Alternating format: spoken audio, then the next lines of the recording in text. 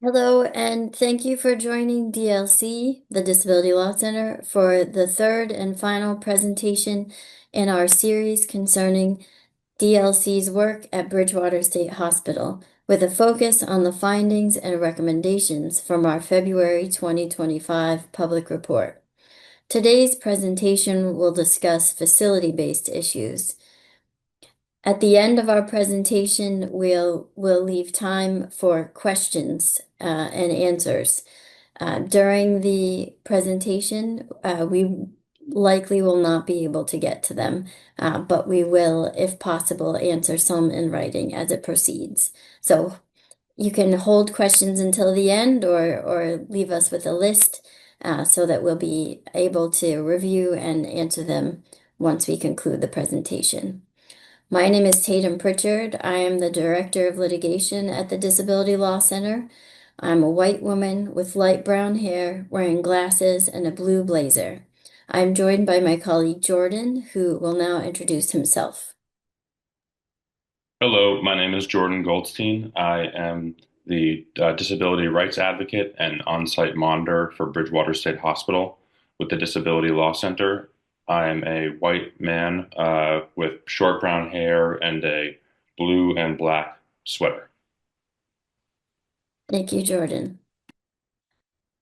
We start as we have the other presentations in the series with a view of Bridgewater State Hospital from the outside. This is the front entrance, a photo of the facility, the entrance doors surrounded by the double razor wire fence.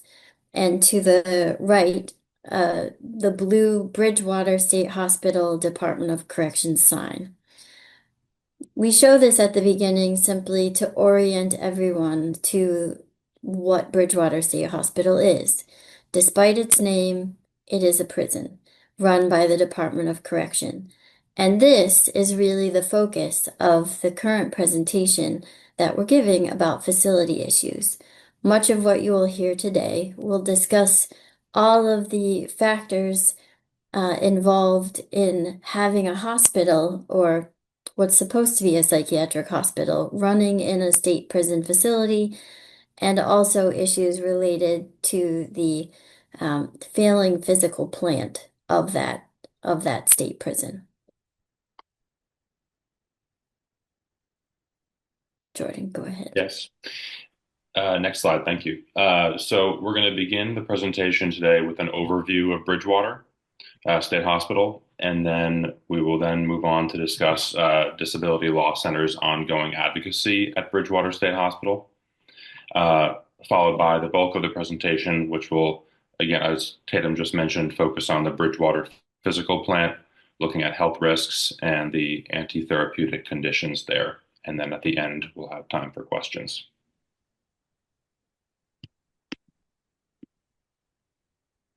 So on this slide, on the right, you see a bird's eye view of Bridgewater State Hospital.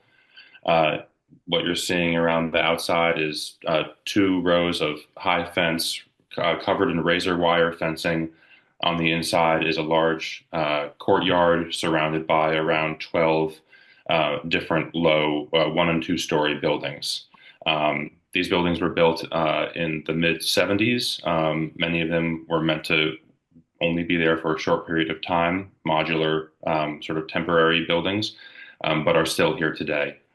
Um, Bridgewater State Hospital itself is a medium security state prison run by the Department of Corrections. It's the only forensic psychiatric hospital facility run by a Department of Corrections in the country. Bridgewater has 9 different units for housing. There are 4 medium security units, 2 maximum security units, 2 units for new admissions, a medical housing unit. Bridgewater also consists of 2 annex units that are located in the Old Colony Correctional Center, which is down the road, and that is for sentenced state prisoners. One of the units is sort of an intake unit, and the other one is a unit for committed individuals. Bridgewater has roughly 1,000 admissions per year. Next slide, please. The current Bridgewater population has an average census of around 250 patients. We've seen it as low as 220, as high as 280, roughly. These are all men and disproportionately Black and brown men and low-income individuals or people from low-income backgrounds. Bridgewater functions as a forensic psychiatric hospital for people civilly committed for psychiatric evaluation and treatment. And the patients there may be pretrial detainees with pending criminal charges.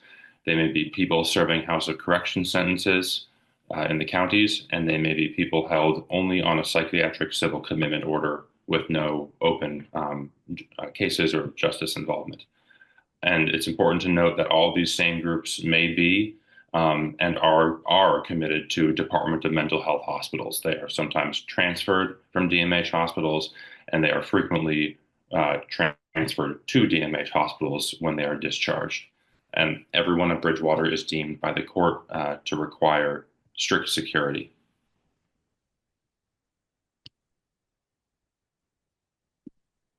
Thank you, Jordan. This is Tatum. So what is the Disability Law Center? The Disability Law Center is the designated protection and advocacy agency for people with disabilities in Massachusetts. We are also a nonprofit legal services organization. Every U.S. state and territory has a protection and advocacy agency. Federal law provides PNAs with a mandate and authority to protect individuals with disabilities from abuse and neglect and advocate for their rights and interests. We also have special access authority to all settings where individuals with disabilities live or receive services. This includes, of course, state prisons and psychiatric hospitals. DLC also investigates abuse and neglect of people with disabilities and conducts on-site monitoring, like we have for over a decade now at Bridgewater State Hospital.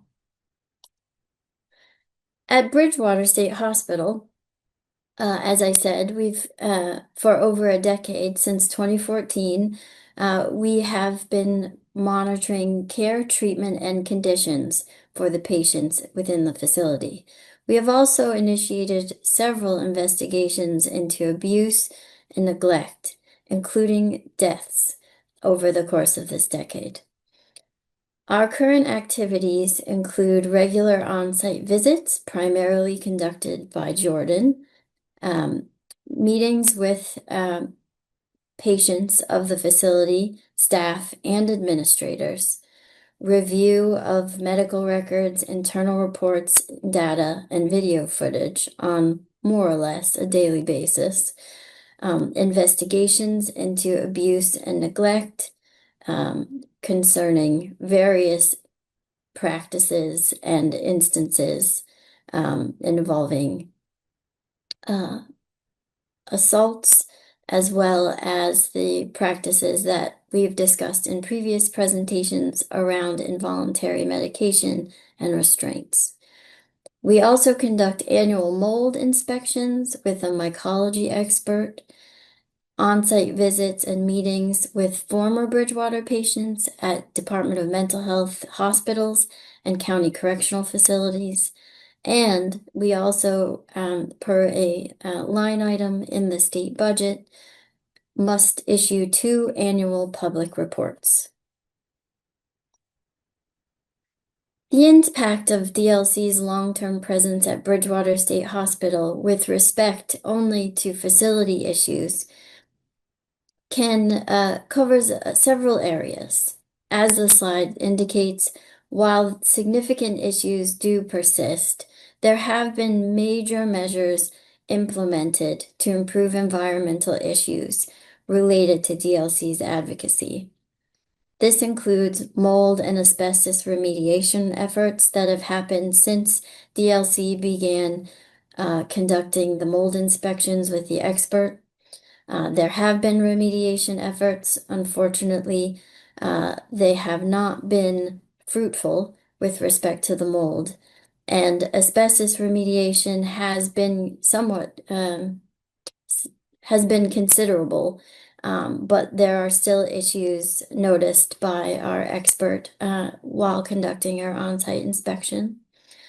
DOC has introduced enhanced cleaning protocols throughout the facility, including quarterly deep cleaning for all mechanical and HVAC rooms. There's been installation of ramps for accessibility within the facility. Most recently, there's also been a stair lift installed to ensure access to the gymnasium for patients with mobility limitations. There have also been repairs across the facility to patient cells, bathrooms, and shower rooms due to DLC's observations and reports to administrators.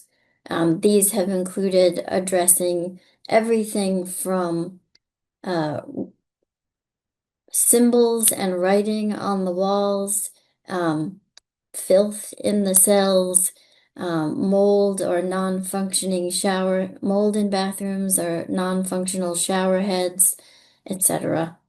And we have also seen enhanced or increased attention to heat mitigation protocols, which have included introduction or requirement of fans in housing units to ensure the movement of air in the facilities on warmer days, cooling areas where air conditioning is available. You'll hear more about the fact that there isn't air conditioning throughout all of the housing units at Bridgewater. And there's also been increase or improved access to drinking water and cool drinking water during the summer months.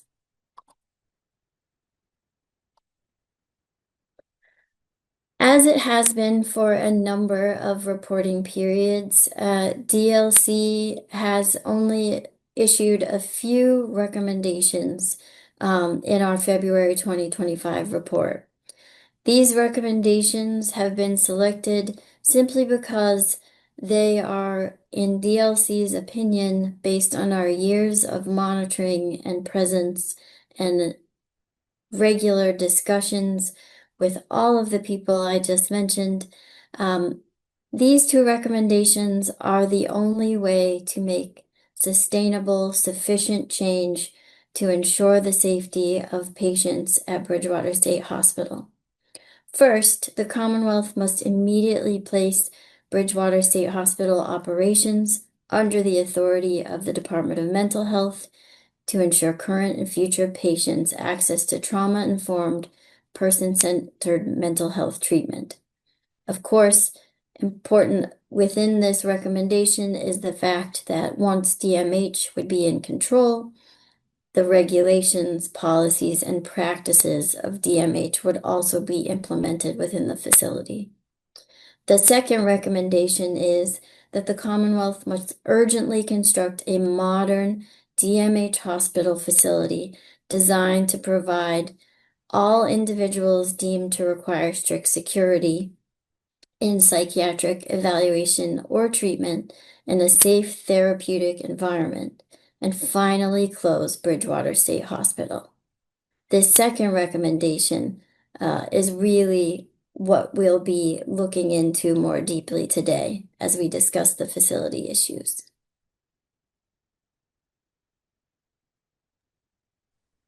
Thank you, Tatum. This is Jordan.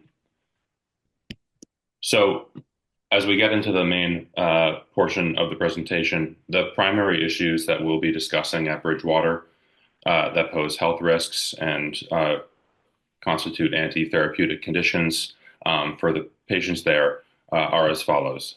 We'll be discussing the prison facility features, that are inconsistent with a hospital, and we'll be describing those so that people can imagine what it's like as best as possible inside Bridgewater.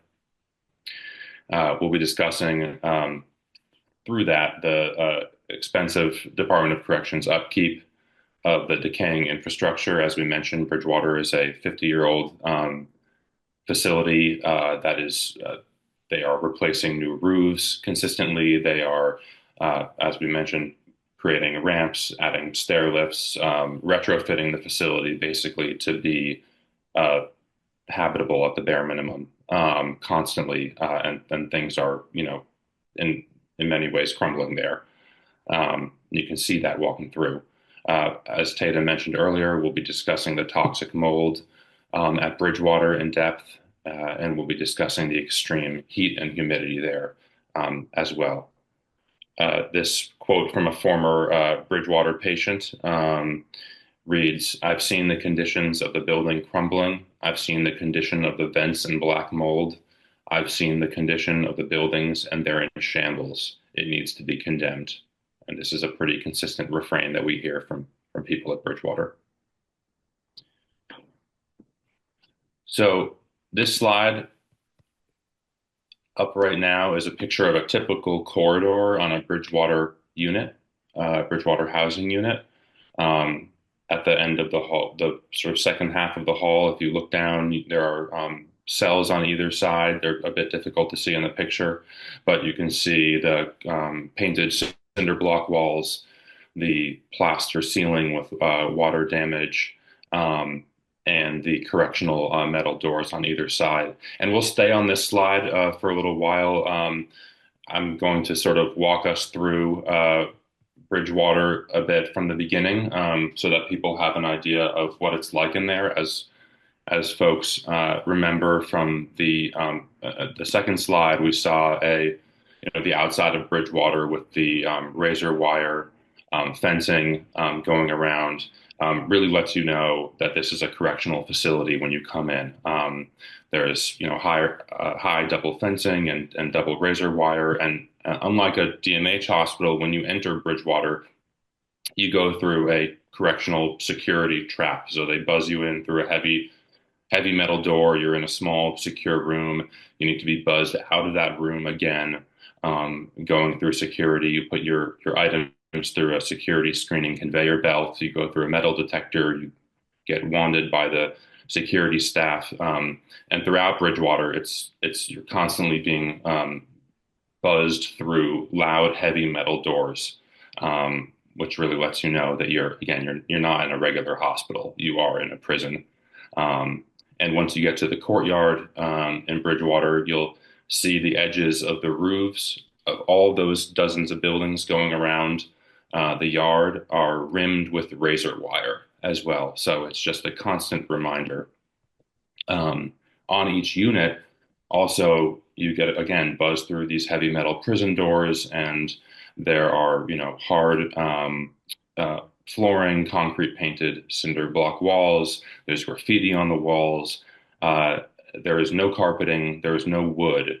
It is a hard environment of metal and plastic surfaces. There's reverberating sound. There's crashing doors. There's um, the sound of security walkie-talkies and patients occasionally banging on their cell doors to get staff's attention when they're locked in. So it's a really non-hospital environment. There's very little privacy. There are common unit bathrooms with open doors, and there's peeling paint, flaking plastic, filthy vents, graffiti in the cells and on the common room doors. It's a harsh environment, and it really looks and feels like a dilapidated and outdated prison. And folks who are there know, not just because of how they're treated by staff and the routines and restrictions that they're subject to, but also from the physical environment. They know that they're in a prison. They refer to the other folks there most often as inmates. Next slide, please.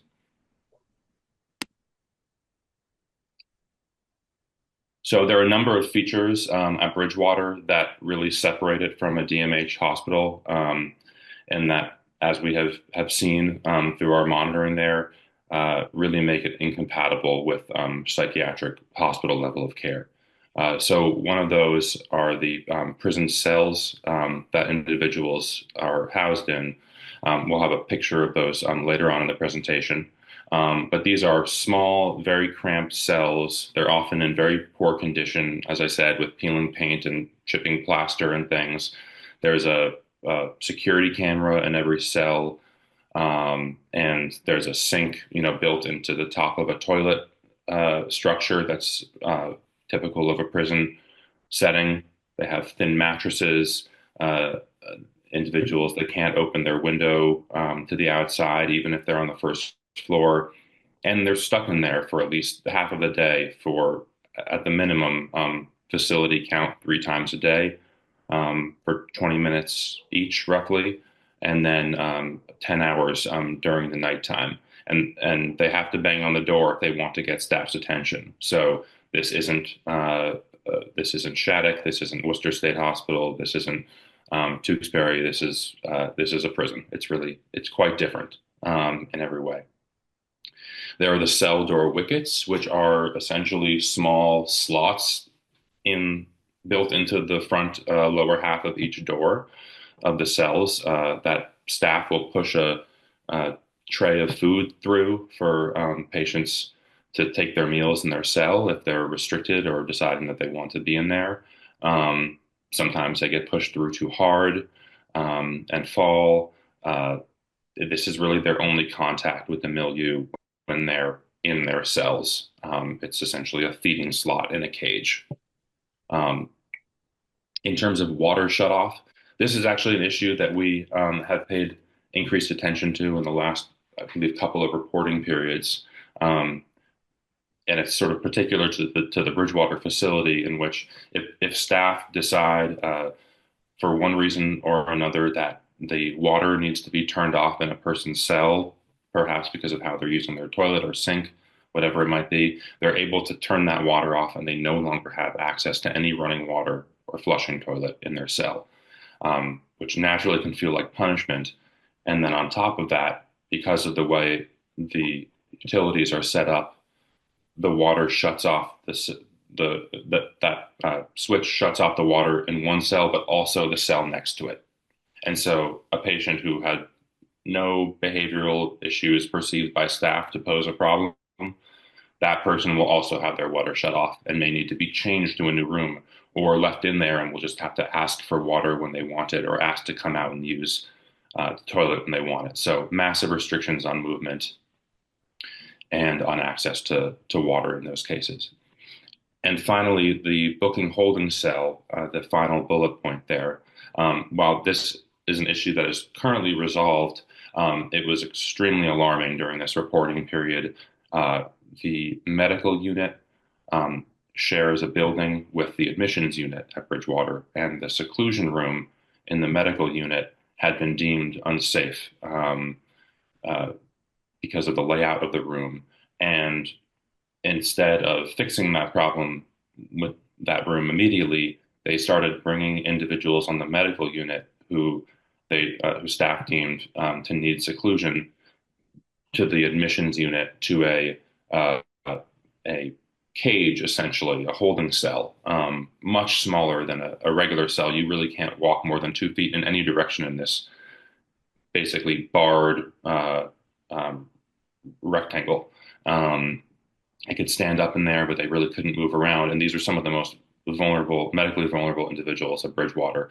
So over the course of a number of months, there were 8 instances of seclusion in this booking holding cell for folks on the medical unit that totaled to roughly 20 hours in this extremely confined space. That was done with the sign off of the medical director. At Bridgewater. Again, something that this wouldn't exist in a DMH hospital, but if DMH, were even overseeing this hospital, as is one of our recommendations, you can be sure that they would not have opted to use this. They would not have seen this as a viable option because it's completely inhumane. Next slide, please. So here we have another photo of a Bridgewater State Hospital unit with cells on either side. You can see I was describing the wickets or the small slots in the cells.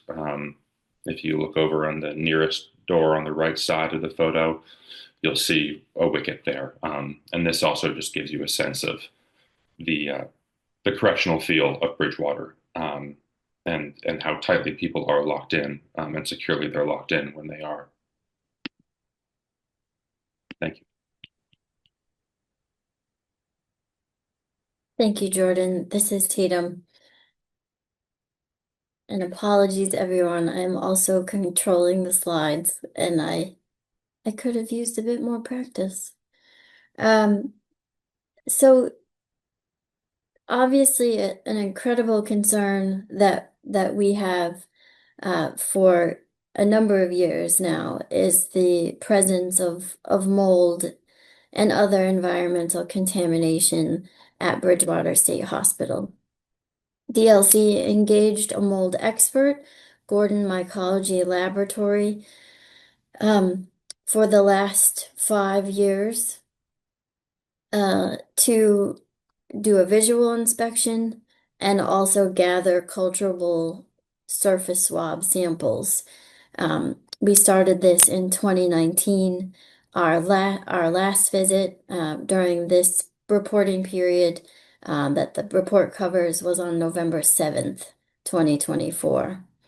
And honestly, in my opinion, the expert says it best. Based on 5 years of Bridgewater State Hospital inspections by Gordon Mycology Laboratory, 28 years of professional mold or indoor air quality inspection history and experience, industrial hygiene experience, and industry accepted guidelines for indoor spaces contaminated with mold. Gordon Mycology Laboratory is concluding that the facility, Bridgewater State Hospital, should not be occupied until these problems have been fully resolved and the buildings retested to verify that moisture and mold sources have been resolved and removed, respectively. Now, as someone who has contact with our expert, this is not a recommendation taken lightly. This has been, as this quote suggests from the expert's report, this is the conclusion after years of seeing mold in the same locations throughout Bridgewater State Hospital and a lot of concern for the impact on the health of both the patients as well as the staff of the continuing exposure to that mold. The mold was throughout the facility. Laboratory testing of swab samples found elevated levels and unacceptable types of active living mold throughout the facility. Visual inspection confirmed additional mold growth that was abnormal or considered unacceptable by the expert. Some of this did not result in high levels of culturable mold at the lab because it was dead. However, the expert was careful to point out that dead mold spores and structures are just as harmful as live spores. They simply aren't culturable because they're not live. The expert also found, again, mold and black debris in HVAC system supply, air diffusers, and vents in all 6 of the buildings inspected, meaning in the administration building, the lighthouse building, which is where the health services unit and the unit for individuals who generally have chronic conditions or disabilities live. The Lennox unit, which is a maximum security unit, the Carter unit, and the Carter building made up of an upstairs and downstairs unit, and the Adams building, which houses housing units. All of those buildings, as well as the attics, which contains the dining hall and the library, found mold and black debris in the HVAC, meaning the air supply system, the vents that bring in breathable air to those units. All of those had these concerning substances in them that the expert was able to swab and send to the lab. These are, while not from this report, these are similar to the swabs that the expert takes in every inspection, including in the November 24 inspection. On the left side, you'll see test tubes with blue caps with what look like large cotton swabs within them. You can see in the test tube on the swabs the materials that the expert was able to gather from the surface swabbed. So some appear very dark, almost with the black debris discussed. Some are lighter gray. And on the right side, there are test tubes where liquid has been added. And these are the samples being tested at the lab. The test tubes on six of them have yellow tops, two of them have green tops. All of them you can see have substance, generally black substance, within them. And just important to keep in mind that, you know, these substances, if they're in the vents, if they can be swabbed from the vents, that those materials can also be floating through the air and being breathed in by everyone in the facility. As I said, there were a number of different mold types found, 15 different to be exact, including 4 types of, and I've never said this aloud, Aspergillus, so hopefully I said it correctly. This type of mold was confirmed on most tested surfaces in buildings and in the HVAC system components. This was highlighted by the expert as a type of mold that is cause for concern. It's a common allergenic mold. Aspergillus can cause chronic lung and sinus infections, and it is known to produce mycotoxins. Long-term exposure to this type of mold, as well as other types of mold confirmed at Bridgewater, can cause a myriad of health problems, concerningly, many of which will not be initially identified as mold-related, including chronic sinus infections, persistent coughing, itchy and runny eyes, sore throat, exhaustion, lethargy, and mental fogginess. Of course, people with underlying health conditions and weaker immune systems are most affected by chronic mold exposure. Um, uh, DLC has particular concerns, of course, about people with respiratory conditions, including asthma, and some of those individuals have reported difficulty, particularly in certain units at Bridgewater, where their asthma may be acting up. And oftentimes, what we have found is a transfer to a different unit, perhaps with lesser mold growth, has made a positive impact. So there's really no question at this point that there is mold throughout the facility, and an expert has found it to be unsafe and for living at this time. The expert also tested the black dust and debris from inside those HVAC system supplies and return vents and confirmed the presence of irritating and dangerous particles, including fiberglass. Again, if gathered from the HVAC system supply and also the vents, these are particles that could be being pushed into the air that patients and staff are breathing. The expert also visually observed deteriorated fiberglass linings and that should be AIR handlers and ductwork. So it's not really a mystery where this debris is coming from. It can be seen in the um, mechanical room HVAC systems that are blowing up into the vents.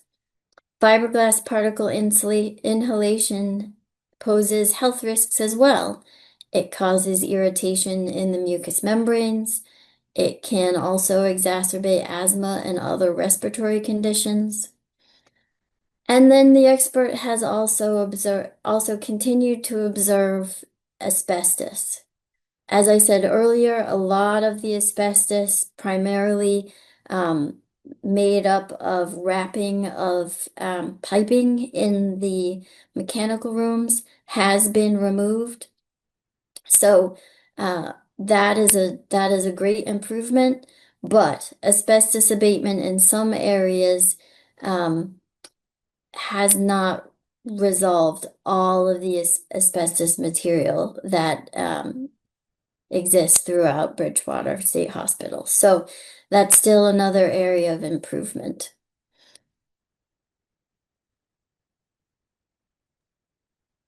Thank you, Tatum. This is Jordan. So here we're going to discuss the example of one patient who was particularly impacted by the mold contamination at Bridgewater. This is actually an example from an earlier report, a report from March of 2024. Um, but we do continue to, hear complaints from patients. Um, so this individual, we were using the pseudonym Jimmy, had worsening asthma conditions as a result of the mold blowing out of his vent, and then also suffered some um, consequences because of the delayed medical care, which is another sort of treatment issue that we have at Bridgewater. So, in his experience, Jimmy, he was admitted to Bridgewater and was on the admissions unit. And he told DLC that he could see the dust and the mold blowing out of the vent in his room and could feel it exacerbating his asthma symptoms. He experienced a tightening in his chest, pain when he was breathing, and was coughing up increased phlegm, which is something we've heard from other patients as well. Um, as you can see on this slide, there is an image of a cell at Bridgewater. So it's very tight quarters. On the right, there's a sink toilet combination unit. There is a small table and a stool, and and a single bed. This picture was taken quite a long time ago, and it's hard to find any cells that look this nicely painted or taken care of now. Um, but that's where he was, and just sort of breathing air in that confined space. Um, Now, Bridgewater, issues around medical care and staff communication made the circumstances worse for Jimmy. They did not allow him to keep his inhaler on his person or stored in his cell. And he reported to DLC that he twice had asthma attacks at night due to the poor air quality in his room. And in both instances, when he attempted to get staff's attention to bring his inhaler, banging on the door, yelling name of staff, it took an inordinate amount of time, placing him at much greater risk. Next slide, please. So now we'll discuss the heat and humidity conditions at Bridgewater. Um, during the so we use the heat index, which number which combines the um, the temperature and the humidity to come up with essentially what the temperature that it feels like.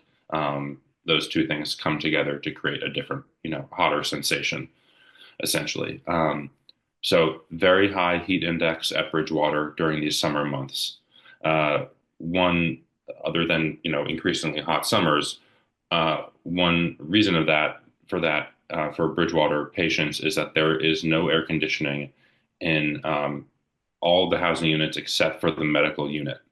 Um, this is because of an outdated and overtaxed electrical grid that cannot support air conditioning for all the units. So the administration building where staff works has one, but the individuals who are locked in their very small cells that you just saw for most of the day do not have any air conditioning coming in during the hottest months of the year.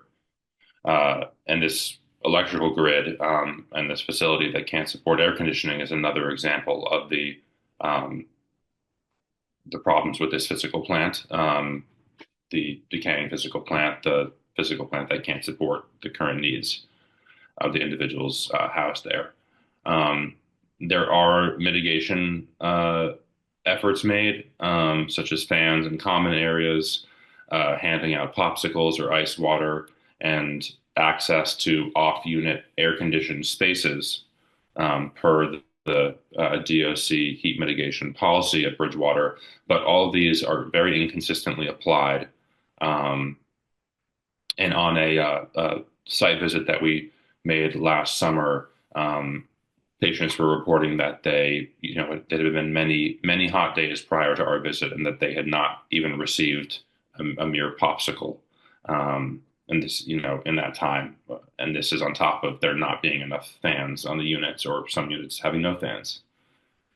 We took temperatures inside of the units and humidity readings, and calculated the index, the heat index range on 9 of the units that range from 83.3 degrees to 96.4 degrees inside those units. Just imagine that in the middle of the summer, and no fans in your cells either, only in the common areas. We also took indoor heat index ranges on the Old Colony Annex, Bridgewater Annex units, and found temperatures or heat indexes ranging from 94.1 to 93.3 degrees. So again, these are really sweltering temperatures. You can feel it when you go there, and it is frankly difficult to imagine, being in those spaces continuously during such temperatures. Now, psychiatric medications can also cause heat intolerance and increase the risk of heat-related illness. They combined with high temperatures, being on psychiatric medications can impair the body's ability to regulate temperature. They can increase or impair sweating. They can cause sleep disturbances and interference, resulting in mental health disturbances such as depression or suicidality. We all know it can be we're not in our best way when we've had a night tossing and turning in midsummer with no air conditioning. So and people with co-occurring chronic medical conditions are especially vulnerable. Um, DLC also received complaints from a number of patients regarding living conditions at Bridgewater during high heat days. Patients describe constantly sweating and having difficulty sleeping. One described a day with temperatures in the 90s where it was so hot that it was difficult to breathe, and described most patients on the unit as walking around with their shirts off, sweaty, listless, some dizzy, and select others as agitated and arguing with fellow patients or staff because of the discomfort and the dysregulation. Patients have also reported that their only water source while they're locked in their cells, which are the sinks that are attached to the toilet, that water source is warm, and that the new showers that they have that use a push button where you can't control the temperature are always hot, even in the summer. So just imagining that, trying to cool down in those conditions with so few sources of relief, it's very troubling. So Tatum, unless you have anything else you'd like to add, I think that concludes our prepared PowerPoint presentation. And we can Thank move you, on to Jordan. questions. I do have just a couple of things since we are not in written format that I thought it would be helpful for folks watching who have seen our reports to know. Um, it would obviously be very helpful to be able to share images, more images of the inside of Bridgewater State Hospital with the public and with the legislature. DLC would very much like to do that, but I wanted to make it clear that because of security considerations involved in the operations of a Department of Correction facility, there are not many photos that we are able to share publicly. There are security implications where photos could show the layout of certain settings and the layout of where security surveillance cameras are and things of that nature. We're also not allowed to show photos that depict locking mechanisms. The photos of the interior and exterior of the facility that you saw today were from publicly available sources. Um, so so when you hear Jordan saying that's not how the cells look now, I just want to be clear. We don't feel that we're able to show regular photos of the inside of the facilities. And if we could, I assure you, there would be a lot to say about those images, about the upkeep and lack thereof of the facility, about the conditions that people are being forced to live in, and about the fact that it defies logic to call this facility a hospital. So I just wanted to make that clear for in case anybody was wondering why we don't show the booking holding cell, for instance. Um, we just don't feel that we are able to, given the restrictions. Um, I also just wanted to highlight the fact that uh, Bridgewater, as Jordan said earlier, is an older facility. Some of its buildings were meant to be temporary. Um, and as a result, upkeep and maintenance and coming up with creative fixes to outdated systems is very, very expensive. Um, the Department of Correction is in charge of all maintenance. And to be fair to DOC, it does put a lot of resources into fixing it. The problem is some of it simply can't be fixed. For instance, as Jordan said, the power grid can't handle air conditioning, despite the fact that patients on antipsychotics and other types of psychiatric medications are at great risk in high heat. The Commonwealth has decided to close three other state prisons in the last 2 years in the name of DOC operational efficiency and cost savings. Less than 6 months ago, or I guess more than that now, within the last year, um, DOC and the Commonwealth decided to close Old Colony Correctional Center minimum right in the Bridgewater complex, based, it said, on a thorough assessment of the facility's age, maintenance needs, and required renovations. We hope that the same attention will be paid to those considerations at Bridgewater State Hospital. I'd also note that the Massachusetts Alcohol and Substance Abuse Center, a DOC facility that holds men who are court-ordered pursuant to Massachusetts General Laws, Chapter 123, Section 35, commonly known as Section 35s, court-ordered for involuntary substance use disorder treatment. The Commonwealth passed a law to replace those beds in program by programs overseen by the Department of Mental Health or the Department of Public Health. I highlight this just to say that change is possible. Prisons can be closed. Populations can be served by other state agencies. Now DLC simply asks, and of course, applauding the transfer of responsibility for treatment of the MASAC population, DLC asks that the population of Bridgewater be treated in the same way. The appropriateness of the overdue reform of transferring care of the MASAC population is no less true with respect to the Bridgewater population. So I'll close with that and we'll open it up to questions.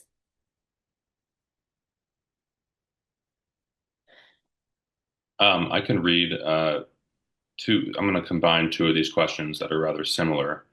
Um, Someone asks, what does the DLC recommend for loved ones and advocates uh, to express our outrage regarding housing human beings in a facility known to be contaminated with toxic mold? What is your best advice for us on the outside and who care about this issue? Well, I invite you to add anything, Jordan, but I really think that it's building awareness. Um, We do issue a public report. There are interested parties who review our report, who attend these webinars, but I think that a lot more could be done. Speak with your legislators. At the end of the day, Bridgewater cannot be transferred to DMH, and it's unlikely that a new facility can be built without the support of the state legislature. That there would have to be a legal transfer, but there would also have to be support from a budgetary perspective. So that may be my best recommendation.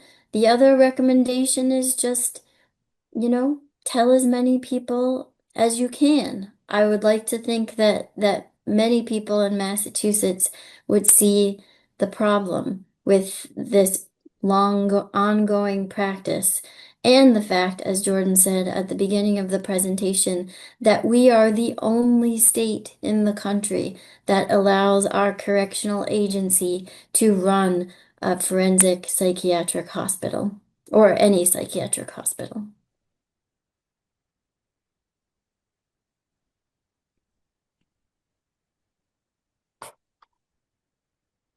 Uh, we have one other question that we answered in, I believe, the last webinar, but I'll just read it out. This is incredibly disturbing and devastating to hear. As a person with a loved one imprisoned at Bridgewater, the health, safety, and lives of these men are increasingly at risk with each day that passes. Please help me understand why legal action has not been taken to protect the lives of these men who live with SMI.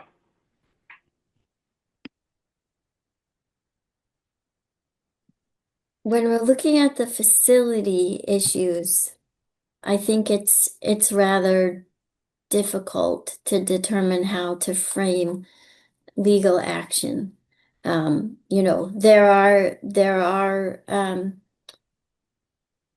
a bunch of bodies that do look at facility conditions. The Department of Mental Health, Public Health, for instance, does inspections and consistently finds issues with the facility's upkeep, including making note of mold.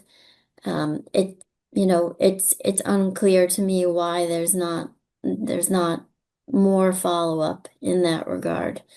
Um, in the past, I am aware of potential OSHA complaints being filed by certain members of staff. But it's a complicated issue, and it's also complicated by the fact that there is no alternative. One of the reasons that DOC keeps demanding a new facility is because the current Department of Mental Health system doesn't have the space to house all of the patients at Bridgewater. So there's also a practical concern that makes challenging the current facility conditions difficult. It is an old facility. It doesn't have sufficient infrastructure. It hasn't aged well. And so all of these things make for a difficult situation. So I wish I had a better answer for you, but again, I think that the key is just to keep advocating for change and advocating for the urgency of the change. There's currently a study being undertaken by DCAM, and Jordan, feel free to jump in because I always forget it while we're on these webinars. Department of Capital Asset Management. I got it. Um, they're undertaking a study of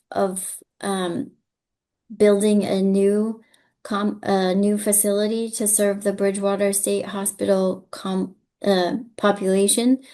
But I don't have a lot of clarity on how far along that is.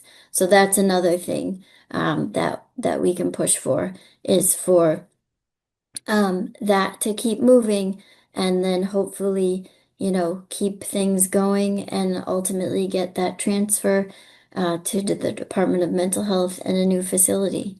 Um, so I don't have great answers, unfortunately, about why the Commonwealth allows this to continue. I can say that we do not get a lot of response in terms of our reports to these continuing concerns about infrastructure and mold. Um, Aside from those initial measures and continuing cleaning and remediation, some of these things I think are too difficult to fix or sustain because of these um, infrastructural problems at Bridgewater.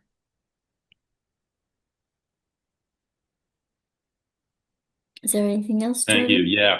Yeah. So there was some comments from Donna Wynant, who was highlighting um, the advocacy and contributions of the family members group, individuals whose family members are incarcerated at Bridgewater, um, and around.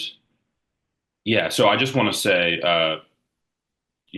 Our advocacy obviously, can't exist in a vacuum. There have to be other groups and other stakeholders um, that do work around Bridgewater and advocate for the individuals there. So, we've had a significant contact with the family member advocacy groups over the years, and I think in some reports we have shared some information that was shared to us, and some actually, particularly, I believe, around heat mitigation in a previous report from the family members. So I want to, acknowledge the family member group for all their advocacy and continued advocacy and information that you've shared, with us as well. So I appreciate that comment, Donna. And there are also a couple of questions related to the contract renewal in July 2025. Sheila asking what will happen in July 25, and another person asking about how it was that WellPath was kicked out of Massachusetts prisons but allowed a renewed contract for Bridgewater. Sure. So in July 2025, because uh, Recovery Solutions now separated out from WellPath, um, WellPath is undergoing bankruptcy proceedings. Recovery Solutions was separated out and is now a separate entity um, that focuses on psychiatric care and mental health, behavioral health care. WellPath, of course, was a much larger entity that also focused on correctional health care. So I will just say that the part of WellPath, now known as Recovery Solutions, that covers Bridgewater State Hospital is not the same as the part of WellPath, the division of WellPath, that had the contract, the statewide contract for the Department of Correction, Medical and Mental Health Services. Recovery Solutions was already approved, as was stated in one of the questions, for the contract that starts in July 2025. Um, Based on that, I don't expect that we'll see a lot of changes um, within the facility, aside from those which we'll be able to discuss in our next report. Aside from those that have to do with layout of certain treatment spaces and things of that nature. As I said a few minutes ago, the Department of Correction is responsible for all of this facility maintenance and upkeep. That includes mold remediation, cleaning protocols, um, maintenance of HVAC systems, bathrooms, all capital projects as well. And so that while it's under the Department of Correction, um, even if it were a different contractor, it's unlikely that we would see a ton of change with respect to the facility. Why was WellPath not kicked out of Bridgewater? That it's a difficult question. I will say that the other bidders on the contract for Bridgewater State Hospital were all, aside from Recovery Solutions, which, as I said, in other states operates actual psychiatric hospitals, meaning not state prison psychiatric hospitals, but community hospitals. Um, all of the other bidders were correctional healthcare agencies. So, for what that's worth, I don't know that we would have seen um, much in terms of innovation as far as psychiatric hospital level of care goes at Bridgewater had those other entities gotten the contract.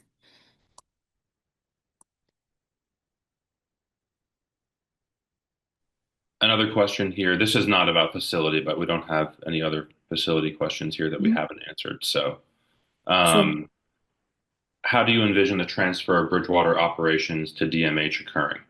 Is there appropriate staffing and energy within the DMH to ensure that patients are being placed in the hands of a department who will also care about them in the way they deserve? Um, that's a tough question, and obviously DLC doesn't have the inside information from DMH on that. Thus far, DMH has expressed uh, disinterest in taking on Bridgewater State Hospital because, as I understand it, primarily because of the physical plant issues. DMH is not used to, thank goodness, running hospitals in a prison facility. And as Jordan discussed, there are features even aside from treatment being provided and the behavior of security staff, you know, restraint and seclusion practices, all of which we've discussed in previous presentation. Even aside from those things, um, the facility itself has features that are completely anti-therapeutic. Um, so, one can understand the hesitance of DMH to have to provide care in the facility. That said, DLC believes that an immediate transfer of authority is warranted, if only so that the regulations, policies, and practices apply in the facility and the staff conduct and the treatment of patients starts to conform to those standards. If DMH itself is unable to, um, build staffing fast enough or find the staffing, uh, and as the question said, energy to take on operations, internal operations of Bridgewater State Hospital, DMH can also contract with a vendor to handle those operations while the new facility is being built. So from our perspective, meaning DLC's perspective, um, we believe that the transition to DMH can happen before the complete, burden of all of the staffing and handling of the day-to-day is placed on DMH. And so that would be our suggestion if DMH isn't prepared or able to handle it right away, the day-to-day that is, that, arrangements can be made, much like what is it now, 8 years ago when the Commonwealth decided that DOC was not equipped to handle the internal workings of its facility and they hired a vendor. DMH could do the same. Um, so that is our suggested interim solution to the extent that DMH can't handle it at this moment. Yeah, and I mean, obviously not a DMH administrator here, but I think that perspective on it makes it, I think from our point of view, a potentially more manageable transition. That this doesn't have to be an immediate DMH comes in and takes over every job that it was previously done by DOC or Recovery Solutions. They just become the oversight body for now, and their regulations apply and their standards apply. But it would be an interim, yeah, an immediate interim step on the way towards the ideal of eventually having a new facility with DMH running it, because the rights and well-being of the patients at Bridgewater are currently and have been at stake with the DOC overseeing it. Right. And just keep in mind, the Department of Correction gets funding from the state to run Bridgewater State Hospital. So if that were transferred to DMH, um, that would presumably cover these costs. So it's not as if we're calling upon the Commonwealth to give the Department of Mental Health an unfunded mandate or authority over Bridgewater State Hospital. We would presume that any transfer would come with the transfer of funding that DOC currently receives to DMH to allow them to continue its operation until there's a facility to serve the patient population of Bridgewater.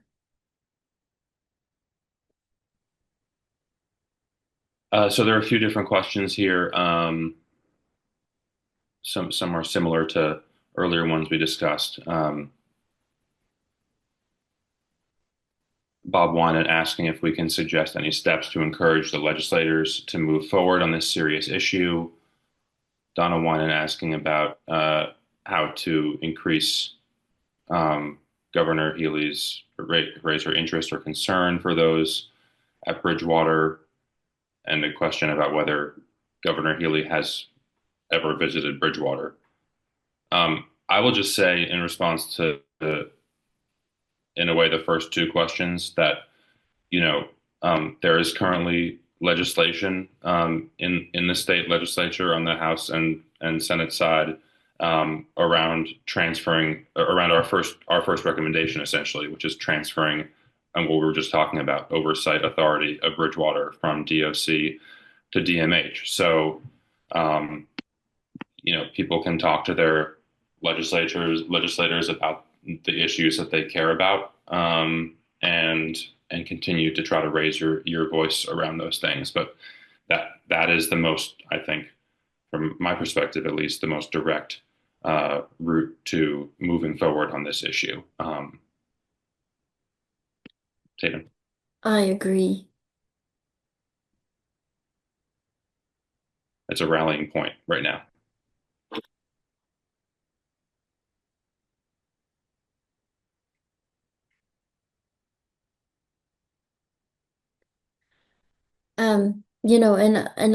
Unfortunately, I really I find, and this might sound a little funny, but I honestly I can't imagine not taking all of the findings in DLC's reports and all of the stories um that we hear from persons served and their loved ones seriously. So it's difficult for me to put myself in the shoes of someone who can hear and read about all of these issues and not find urgency in addressing them. So unfortunately I don't have a lot of suggestions on what to do differently. As Jordan said, just stick with it. I will say that in the last session, the Bridgewater transfer bills got farther than they ever have. So let's just hope to keep building on the momentum. And the more people, and I also think the more different people, meaning not just those of us who've been at it for years advocating for the Bridgewater population, but maybe getting more people, different people, building more broad awareness and advocacy will help move these necessary changes forward. And I don't know if Governor Healy has ever visited Bridgewater. As many of you or all of you know, she was the Attorney General as well. So I don't have awareness of whether she's laid eyes on the facility personally.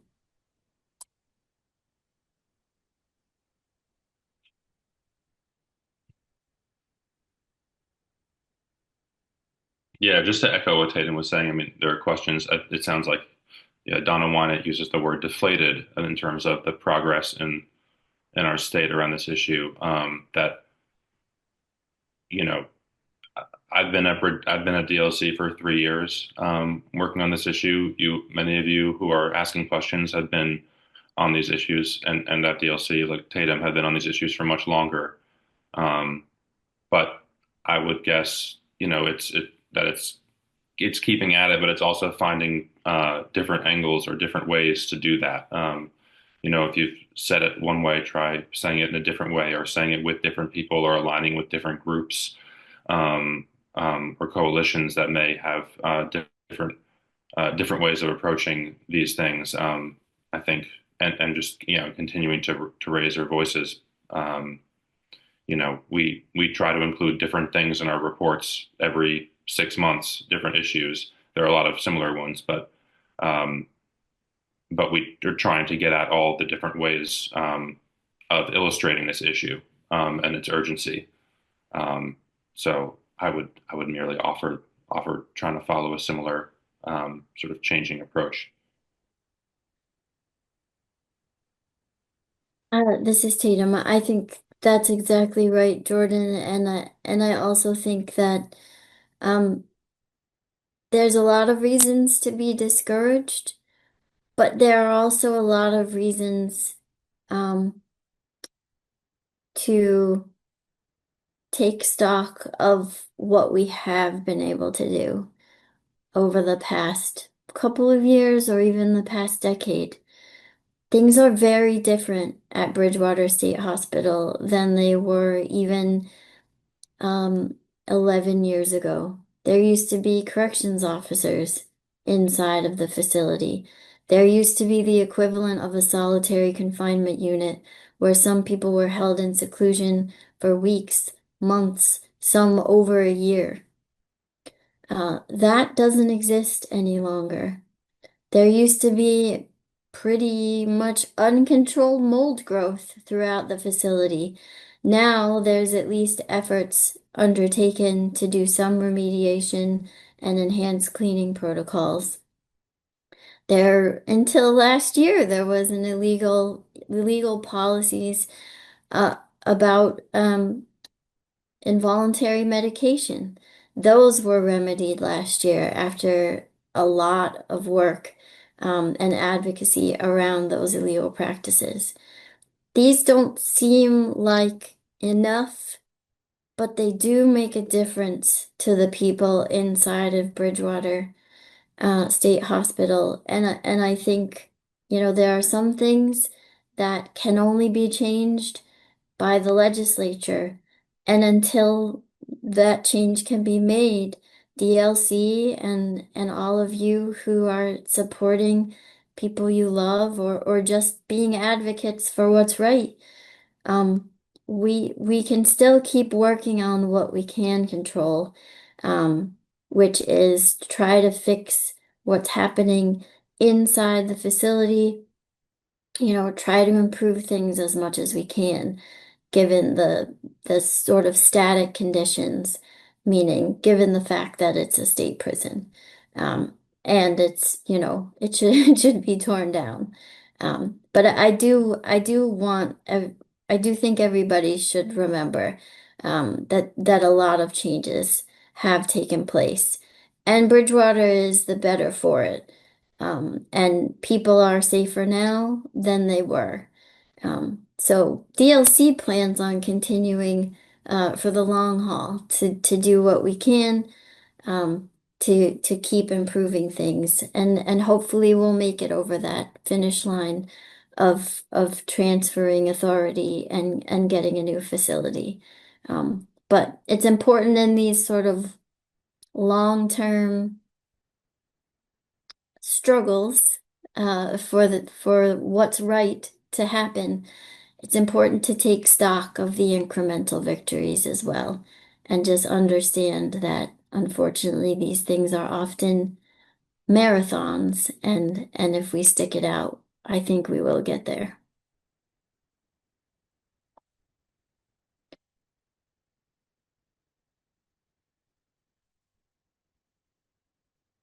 See any others, Jordan?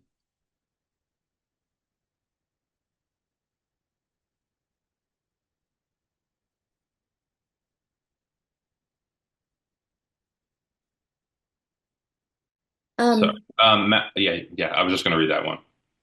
Go ahead.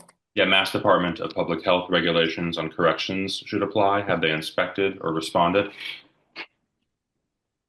They do inspections. My recollection is Department of Department of Health conducts facility inspections on a um, generally every couple of years.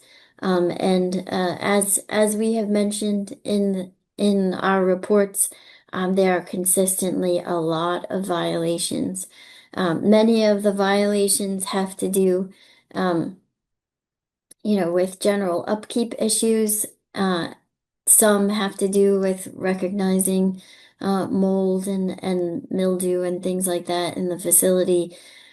What happens is the inspection uh, report or letter goes to DOC. DOC then responds, and then I tend to not see any follow-up. So it's certainly an area worth exploring. What authority or ability to do more follow-up DPH has. My guess is not a lot of authority. But it's certainly an avenue, worth continuing to explore.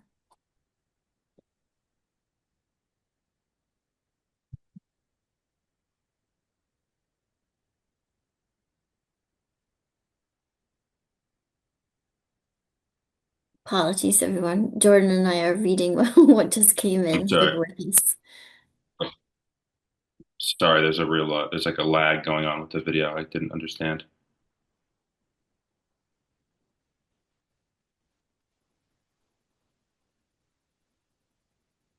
I would say that the remainder of these are either comments or things we could follow up with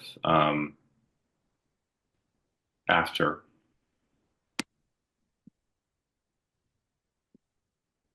Okay.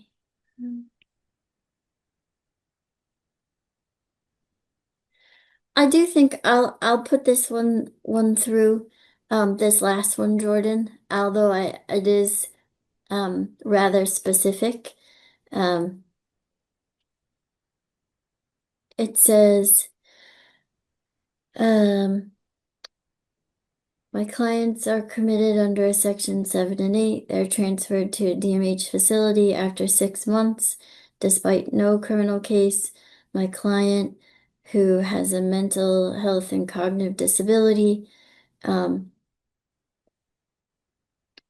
from Bridgewater State Hospital staff, cell invasions, years of solitary confinement, shackled, placed in an isolation cell, are not given treatment at the DMH facility. It discusses um, problems with the records from Bridgewater, referencing a lot of restraints, isolation, chemical restraints, etc.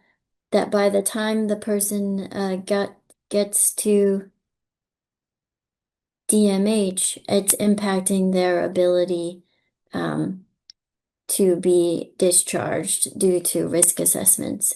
I put that in just worth a comment because I do think it highlights an important issue and an additional um, compounding problem for a lot of people who are committed to Bridgewater is just simply the reputation of Bridgewater can be a sort of negative mark on the record of someone, even if they've never been charged with anything serious, even if they were transferred from a Department of Mental Health hospital um, for due to incidents there and don't have any criminal involvement, or their case was dismissed and they're held on a Section 7 and 8 continuing commitment. Um, the fact that people are at Bridgewater and people's misconceptions about patients at Bridgewater really stick with you. And on top of that, as this question comment noted, um, the practices and the way that they are recorded present patients in a light that they may not or probably wouldn't be presented had they been in a actual psychiatric hospital.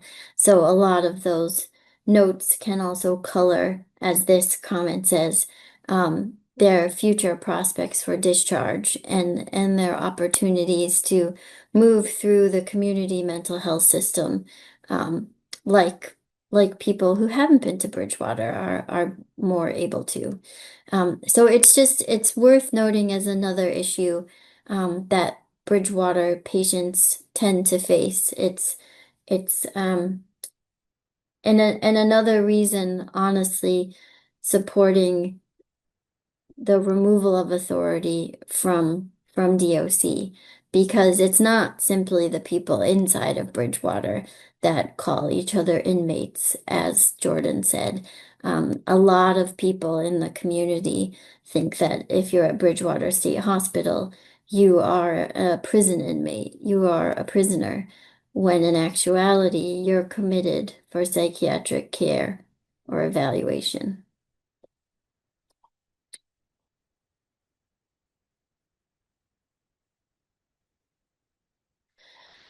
So, as Jordan said, I think a lot of what's left here are comments. And we thank everyone for their comments. We thank everyone for their willingness to attend and discuss and